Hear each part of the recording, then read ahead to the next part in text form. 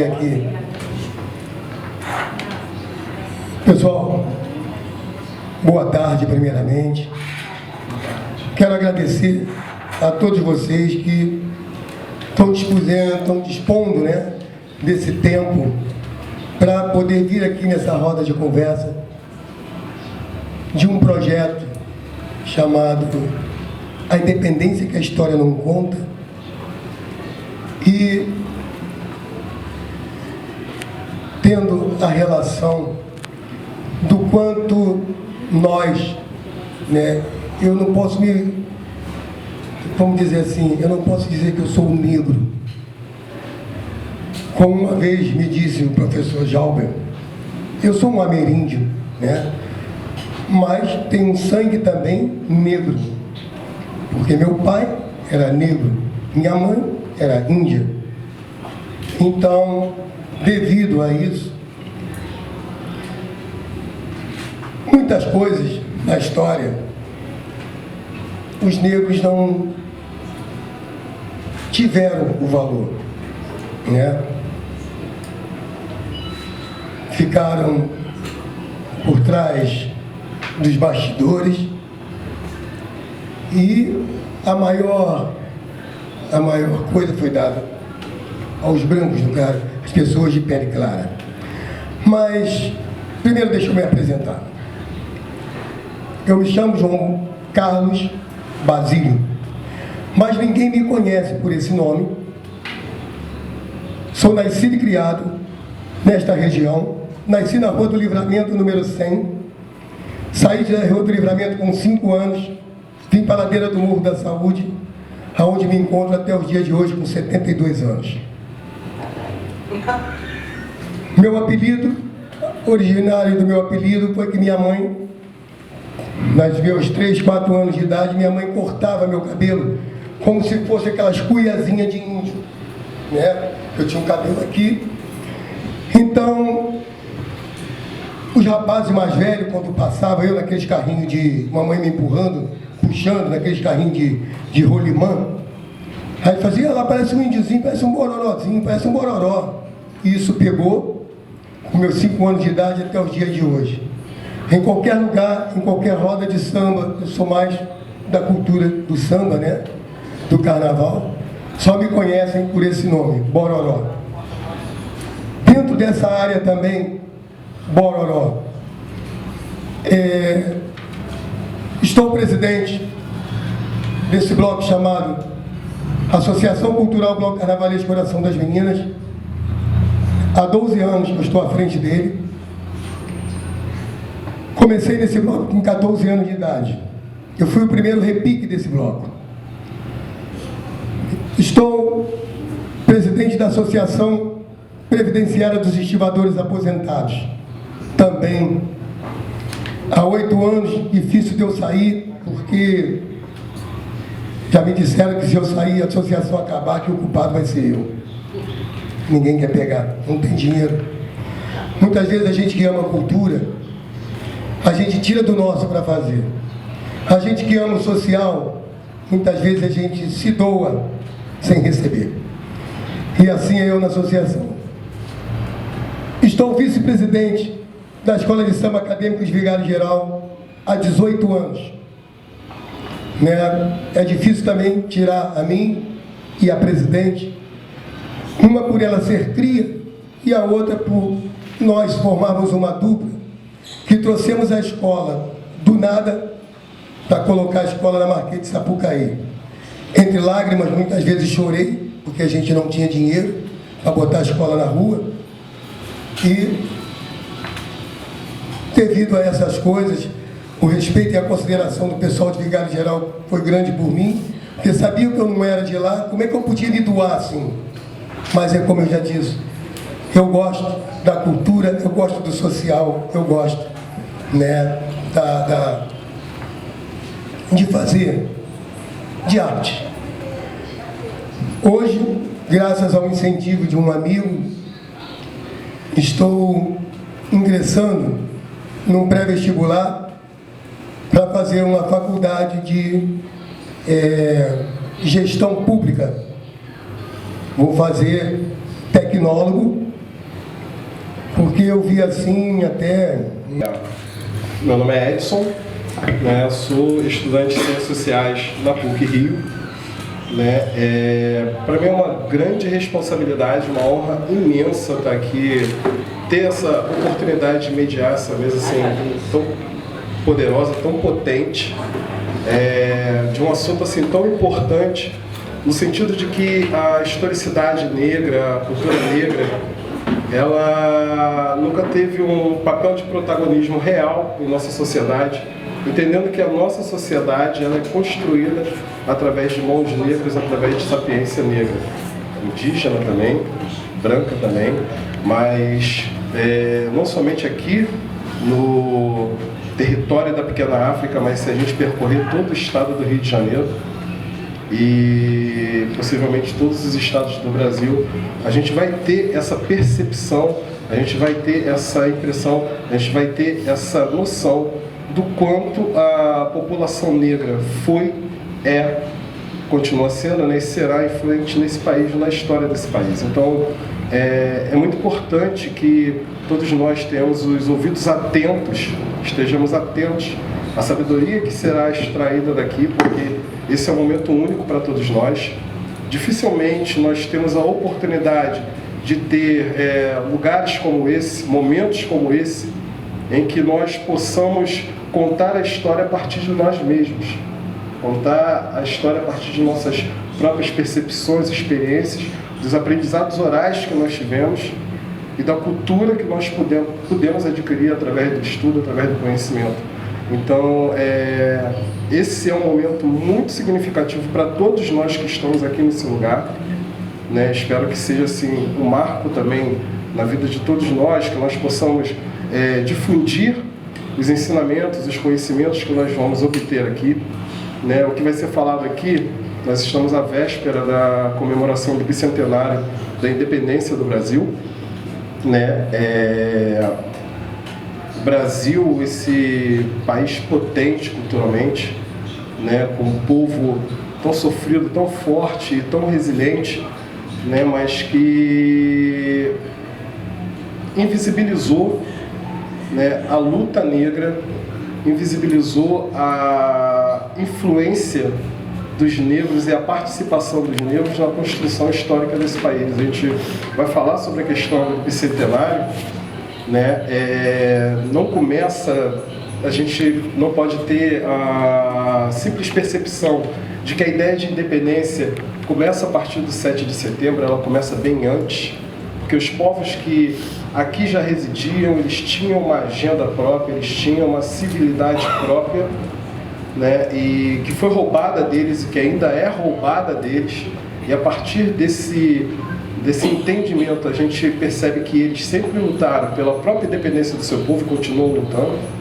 E os povos que foram sequestrados para cá, eles também tinham uma própria agenda, e chegando aqui nesse lugar para trabalharem como escravizados, eles começam a lutar também pela própria independência, não somente no sentido de você ter uma liberdade de ir e vir, mas no plano do que diz a filosofia Ubuntu, né?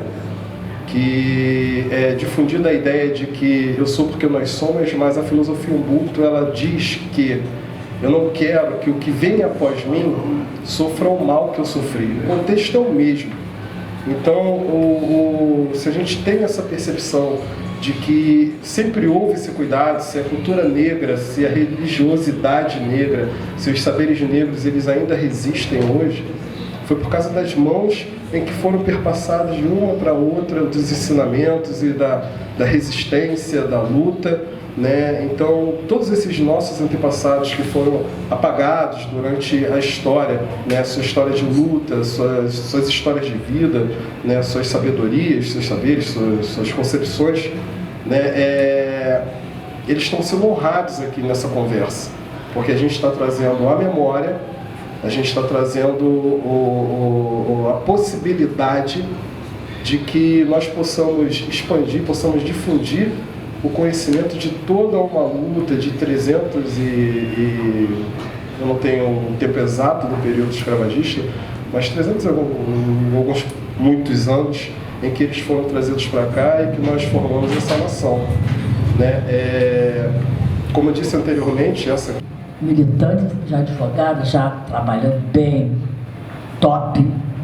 E ela, quando ela adentrou a Renascença, ela só chorou, e um dia ela chorou muito. Eu não entendia por quê, porque aquela casa tem uma história. Renascença, que eu digo, Renascença para mim foi o meu curso de pós-graduação.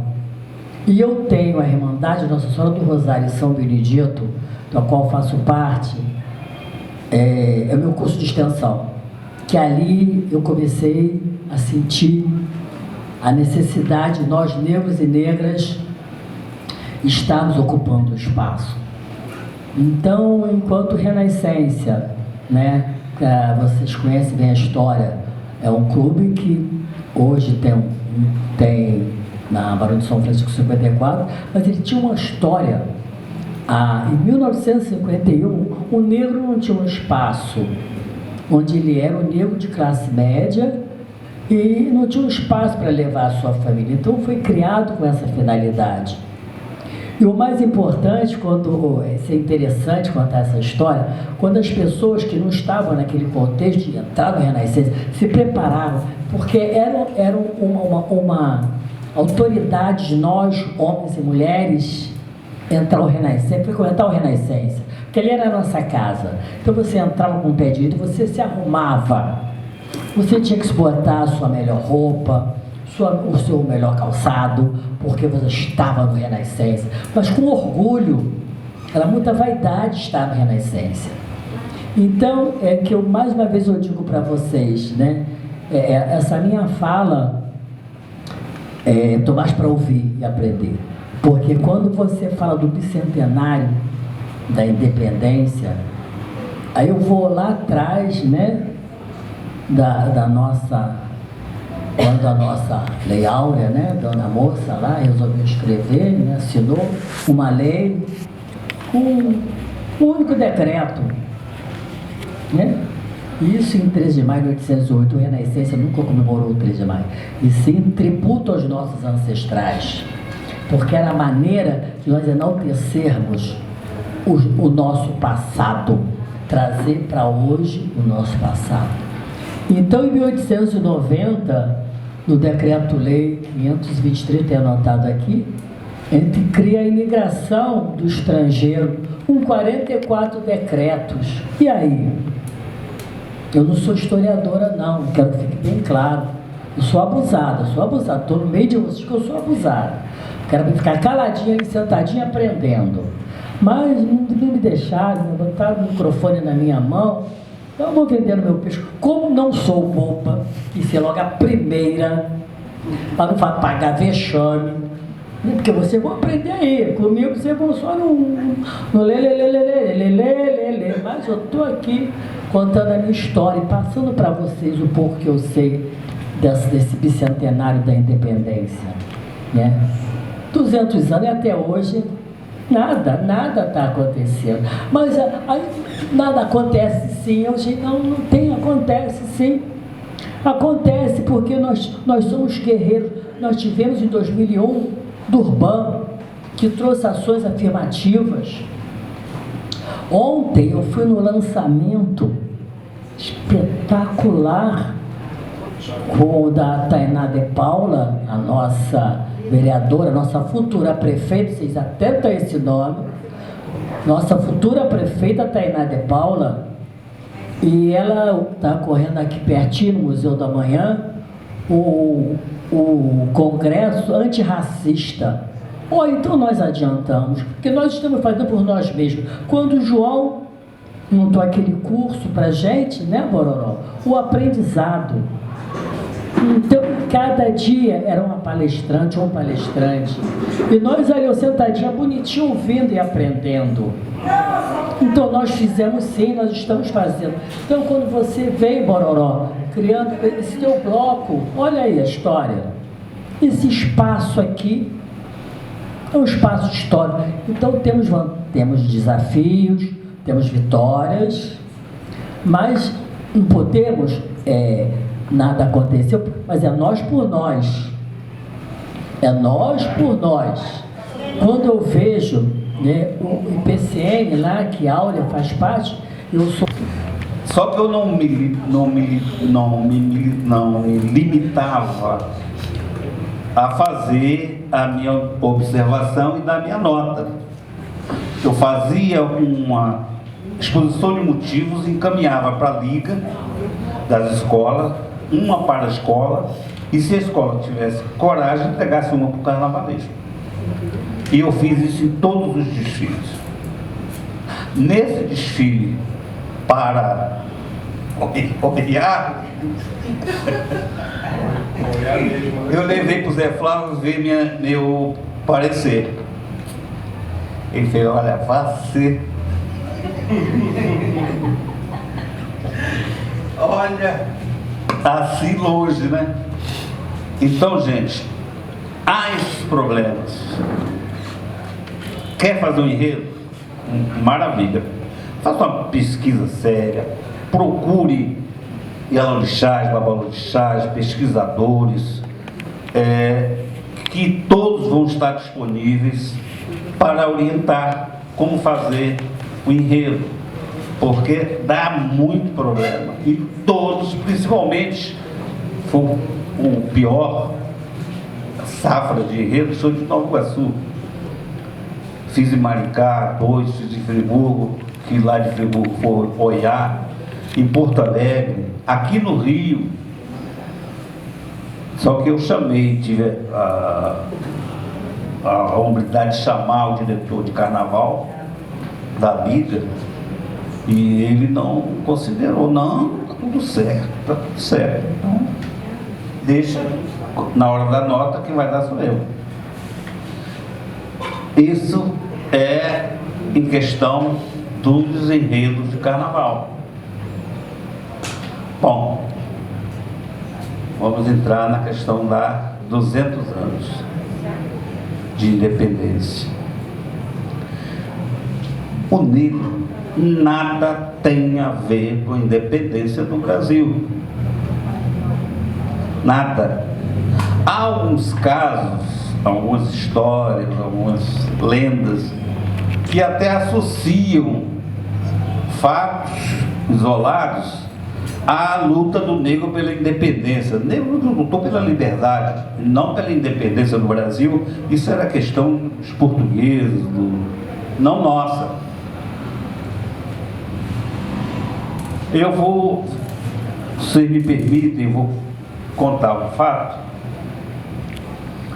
que há ligação em alguns historiadores dessa luta ser para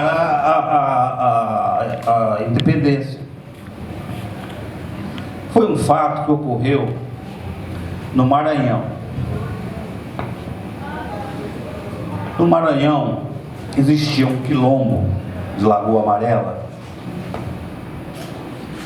que era liderada pelo negro Cosme Bento.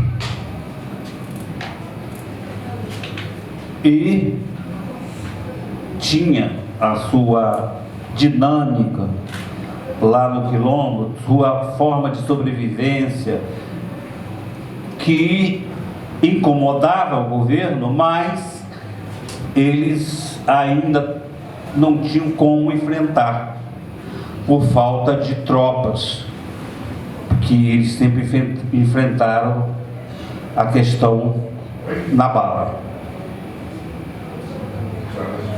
Então vivia o quilombo Lagoa Amarela lá no seu reduto.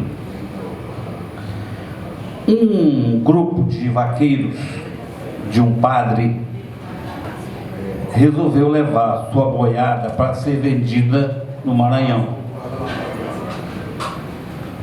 liderado pelo Raimundo Gomes, vaqueiro Raimundo Gomes. No caminho para o destino, eles pararam próximo a um lugarejo para pernoitarem. Nesse lugarejo, resolveram chegar até lá alguns vaqueiros, inclusive o irmão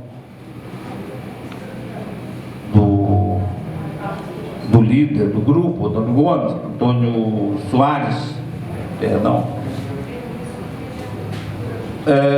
Vocação que eu prontamente topei. Tabata queria que a gente falasse sobre esse bicentenário da independência e esse apagão da memória da nossa luta, da luta negra por independência e liberdade. Eu gostei muito da fala porque tem várias provocações aí. Então, o que eu quero propor hoje para vocês é a gente dialogar. Vai ficar parecendo uma aula de história, tá? Mas não tem muito jeito, não. E isso eu faço, na verdade, não é porque a gente queira que fique bonitinho, é porque a gente esquece. É muita informação. E aí isso ajuda a gente a lembrar. Vocês ficam achando que é porque não, eleição não é nada. É porque a gente já está ficando velhinha, a gente precisa lembrar das coisas. E isso faz os alunos ficarem ligados, sabe? Então a gente vai... Aí eu quero trocar algumas ideias com vocês, falar sobre algumas coisas que eu recebi nesse período em que eu estou tendo a oportunidade de estudar. Então são reflexões. E como foi proposto aqui é uma troca. Então vamos trocar juntos. Pode passar. Aí assim, a primeira coisa que eu quero solicitar a vocês é que vocês entendam que os processos históricos, eles vão envolver sempre diversas perspectivas, diversos interesses e diversos personagens. Para eu contar sobre a minha vida, a vida da Áurea, se eu for falar do processo histórico da Áurea, eu não vou poder não falar do processo histórico da minha mãe, da história do meu pai, talvez dos meus vizinhos, dos meus irmãos. Então, diferente do que aconteceu com a história no Brasil, que quando a gente, por exemplo, fala de independência, rapidamente vem uma única imagem na nossa mente, a gente resolveu, a gente não, eu sou afortunada porque isso, felizmente, já está chegando mais pronto para a gente. Mas se percebeu a necessidade de se contar outras histórias para além daquela. E aí é que nós, como povo preto, a gente resolveu colocar essa história no centro dessa coisa que está sendo contada. E como ainda nós vemos que a independência ainda é tratada por um único viés, que é o viés eurocêntrico, ou seja, é a Europa sendo contada pela Europa numa história europeia. E falando do Brasil, aí a gente vai começar a fazer algumas provocações. Passa mais um. E outra coisa no processo histórico que eu quero também convidar vocês é entender que essas análises históricas, elas precisam ser feitas não somente olhando os fatos, ou seja, eu não vou mais olhar para a foto do Dom Pedro em cima de um cavalo com uma espada na mão e achar que aquilo é toda a história contada. Mas eu vou entender que eu preciso olhar para todos os processos que estavam em volta, o que estava acontecendo no Brasil todo e também no mundo. Principalmente, a gente vai ter que dar uma passadinha e ver o que estava acontecendo no mundo no momento em que aquele cara resolveu levantar uma espada e dar um berro lá, segundo dizem, Pode passar? Aí eu vou trazer uma pessoa que, além de eu ser muito fã, ele é a base das minhas pesquisas. Esse cara se chama Molefi Kete-Asante. Ele é um cientista, filósofo estadunidense, ele é professor e doutor-chefe do Departamento de Africologia da Universidade de Temple. Ele pegou uma teoria, ele trabalhou uma teoria em cima de um conceito que é o conceito da afrocentricidade. Ele traz essa proposta nos anos 80. E ele fala o seguinte, que a afrocentricidade é um modo de pensamento e ação no qual a centralidade dos interesses, dos valores e das perspectivas africanas predominam. É a colocação do povo africano no centro de qualquer análise do povo africano. É encontrar o lugar dos africanos nos diversos fenômenos. Nós não somos americanos, ok? Mas existe uma necessidade urgente no mundo inteiro de que a história do povo negro seja colocada no centro de toda e qualquer análise. E é isso que nós, professores, hoje negros, a gente tem trazido esse olhar afrocentrado. Vamos falar de independência? Ok. Mas nós vamos saber o que estava acontecendo com os negros naquele período. E olha que barata a diferença entre afrocentricidade e eurocentrismo. Os eurocentristas, eles simplesmente falam da história deles como único e ponto final, acabou. Todo o resto é margem. Na afrocentricidade não existe. Em outra, ele desafiou todo culto, ele nasceu de um outro culto, né? E aqui na diáspora, a gente teve que dar um jeito. Nessa hora de dar um jeito, a gente fez as adaptações. Então tem muito do catolicismo nas umbandas e nos candomblés, tem muito do catolicismo até um pouco no que vem aí depois assim uma herança quase que purista, afro-ameríndia e tal. Tem muito do catolicismo, muito mesmo, se for ver, pesquisar antropologicamente a origem do culto lá. Mas na balaiada eu tive uma experiência, eu conheci o Raimundo Gomes. Eu não votei no templo, não entrei nenhuma máquina do tempo. Eu pesquisando o Terecó, que é uma religião dos encantados lá no Maranhão, na casa que eu estava, na casa de culto que eu estava, baixou uma entidade, um encantado, que era ele, seu Raimundo, um caboclo, um mameluco, e com uma espada e tal. Eu falei assim, mas qual é? Um bacamarte, simbolicamente, né? Que é uma espingarda antiga, de um tiro só, dá um tiro e sai correndo. Eu falei, mas esse encantado é que esse? Esse é o Raimundo Gomes, o cara preta. O cara preta, o cara preta. Eu estava lá como pesquisador, eu pedi uma audiência com ele e perguntei se ele era o Raimundo Gomes, o cara preta lá da balaiada. Eu estava lá, ele falou assim para mim, eu estava lá felizinho, e contou a história. Depois eu fui conversar com o médium era analfabeto. Eu falei, eu acho que eu conversei com o Raimundo mesmo, porque essa pessoa que está aqui agora, depois do transe, não tinha condição de me explicar aquilo. Não era analfabeto, mas, coitado, não conhecia a história, nem de lá, nem do Maranhão, tadinho. E eu fiquei impressionado com isso, né? A minha tese que eu estava levantando nessa época era a diferença de culto bantu herdado e culto iorubá herdado. Um usa a tecnologia do transe e da possessão, né? E o outro usa o adorcismo. E lá eu consegui isso. O culto aos antepassados recentes eu consegui ver no Telecom. Os encantados estavam ali, todos os personagens históricos. Tinha uma que era Maria Quitéria, mas não deu para entrevistar. Maria Quitéria. Eu não sei como explicar aqui, é um pouco diferente da Umbanda, o culto dos encantados. Mas tem no Maranhão. Tem na internet, tem no YouTube, tem muitas imagens aí e tal. Bom, agora vindo para cá, agora puxando a sardinha aqui para a pequena África, dois movimentos ou duas revoltas comentaram para a história que são importantíssimos nessa região aqui onde nós estamos, que é a revolta da vacina e a revolta da chibata. A revolta da vacina, ela acontece exatamente aqui porque é devido à remoção forçada que o prefeito Pereira Passos queria fazer. Não é o Eduardo Paz, não. Pereira Passos.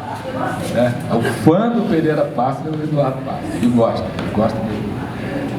Haveria necessidade de remoção dos cortiços, dessas populações sujas, doentes e tal, subalternas e tal. A remoção, tira esse pessoal daí. Mas, bom, para onde eles vão? Empurra para o mangue. Para onde é lá Pinto de Azevedo, Praça 11 e tal. Praça 11 não existia com esse nome ainda. Vai acontecer um pouco depois. Então, e a construção da Presidente Vargas. Aí vai tudo embora, vai a igreja dos pretos ali, 3 igrejas construídas pelos pretos vai embora, até a casa da tia Aciata vai embora também, apesar dela ter um conchavo lá com o governo, ela perde a casa, mas ela ganha uma outra um pouco mais pra frente lá na Praça 11, A revolta da vacina é um movimento estruturado, organizado de permanência e de defesa do território. Tombaram-se bondes, hoje a gente incendeia ônibus, né? né, para protestar, e a gente incendeia onde? Naquela época tombava o bonde, era o bonde que tinha. Então tem foto nos jornais da época, de bonde tombado e tal, as populações e tal. A praça, onde hoje é Praça dos Estivadores, tem uma placa lá, Bruno, tem que ver com a prefeitura, aquela placa está falando uma coisa. Ali passou a ser Praça dos Estivadores depois do massacre que teve ali contra os estivadores. E não em homenagem, lá, dá uma olhada lá para mim que tem lá. Você que é um nativo daqui do lugar e tal, do território. E a revolta da chibata, que é o quê? O principal motivo não era só melhorar o soldo e tal, mas era o castigo que era aplicado, os castigos de chibata.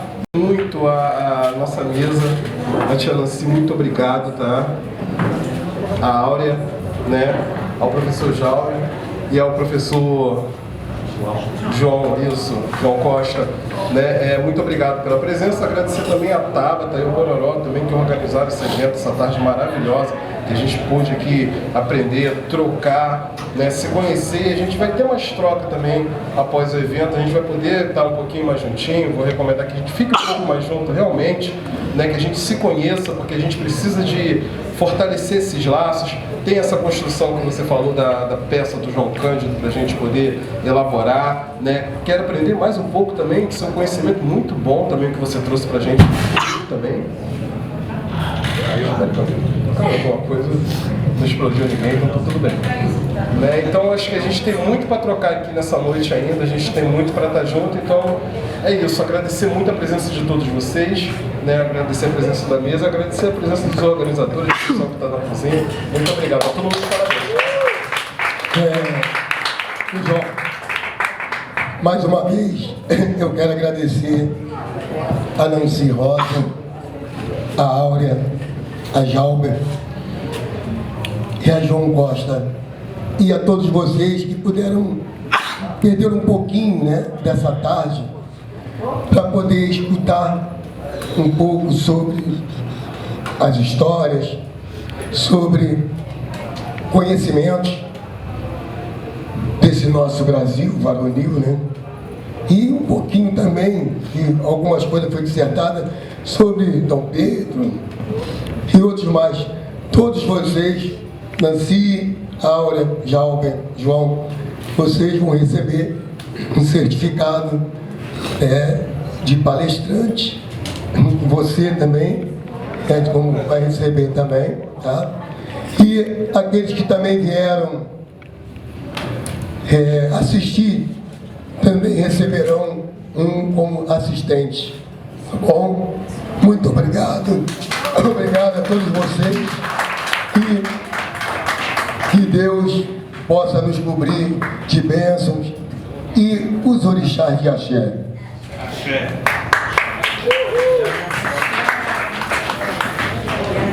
Anunciar com